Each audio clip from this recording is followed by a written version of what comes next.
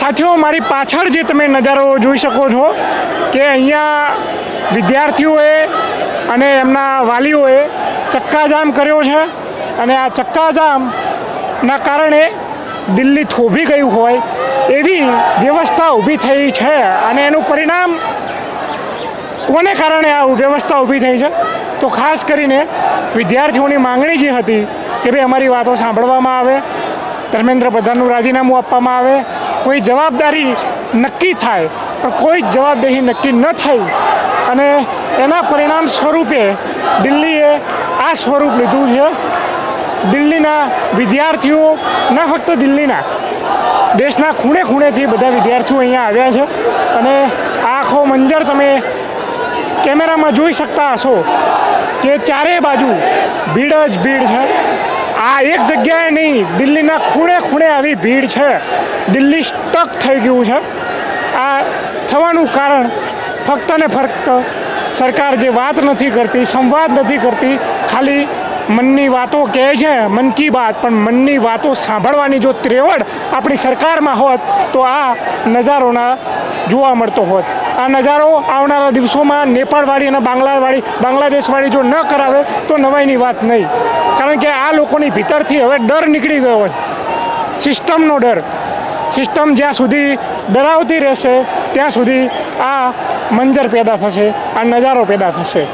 સાથીઓ, સરકારે આ વિદ્યાર્થીઓ સાથે વાત ન કરીને એમની ધૈર્યની પરીક્ષા લીધી છે અને એનું પરિણામ એ આવું છે કે તમે જે રીતે જોઈ શકો છો કે અહીંયા સ્ટુડન્ટ્સ એ ચક્કાજામ કરી નાખ્યું છે, દિલ્હી રોકીને બેઠા છે પલોઠી વાળીને.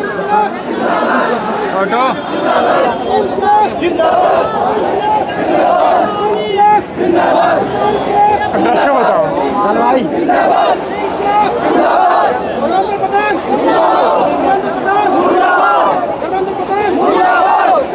आरएसएस के छाती पर ऐसा बोले आरएसएस के छाती पर. તમે જોઈ શકો છો કે અહીંયા સ્ટુડન્ટ્સ અને આંદોલનકારી આ તમામ લોકોએ ચક્કાજામ કરી દીધું છે. ચારે બાજુ ગાડીઓ રોકાઈ ગઈ છે અને ચારે બાજુ આ વિદ્યાર્થીઓ ચક્કાજામ કરીને બેસી ગયા છે. આ એકનું કારણ એ છે કે સરકાર એ વાર્તાલાપ નથી કર્યો, વિદ્યાર્થીઓની વાત સાંભળી નથી.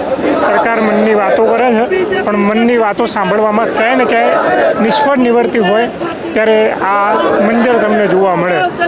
આ કોનું પરિણામ છે, શેનું પરિણામ છે એ તમે શું સારી રીતે જાણો છો.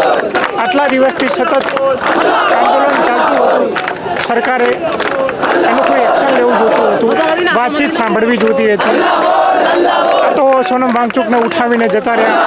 ત્યારબાદ આંદોલનકારીઓ ઉપર આંસુ ગેસના ગોળા છોડવામાં આવ્યા.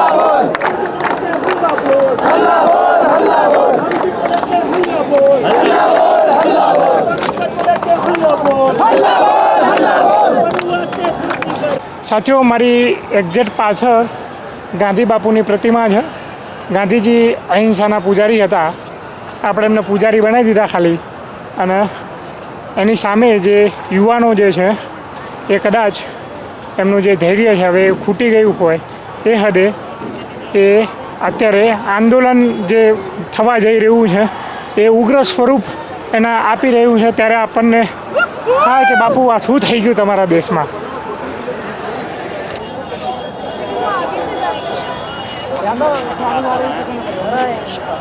नीचे नहीं है संसद यहाँ से सिपारो